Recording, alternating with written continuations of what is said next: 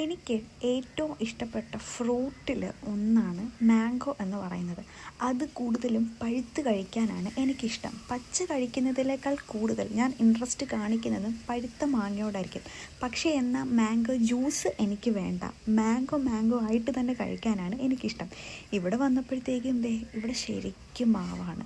ഈ സീസൺ ആയപ്പം പിന്നെ പറയണ്ടല്ലോ. ഈ സീസൺ എന്ന് പറയുന്നത് പിന്നെ ഇവരുടെ കാലമാണല്ലോ. കംപ്ലീറ്റാണ് ഇവിടെ നിറച്ച് മാങ്ങ പിടിച്ചിരിക്കുന്നത്.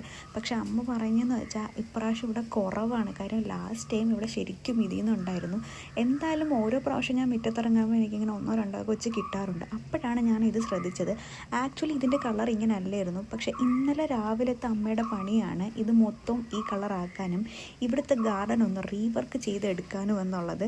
പിന്നെ എനിക്ക് കുറച്ചധികം വർക്ക് ഉണ്ടായിരുന്നു. അതായത് നമ്മുടെ സ്റ്റാഫിന് കുറച്ച് ഡൗട്ട് പറഞ്ഞു കൊടുക്കാനും പിന്നെ നമ്മുടെ ക്ലയൻറ്റിന് വേണ്ടിയിട്ടുള്ള അടുത്ത പോസ്റ്റിൻ്റെ കാര്യങ്ങളൊക്കെ പ്ലാൻ ചെയ്യാനും മറ്റും ഉണ്ടായിരുന്നു. അതോടൊപ്പം തന്നെ എൻ്റെ യൂട്യൂബ് ഷോർട്സിന് വേണ്ടിയിട്ടുള്ള സ്ക്രിപ്റ്റ് എഴുതാനും ഒക്കെ ഉണ്ടായിരുന്നു.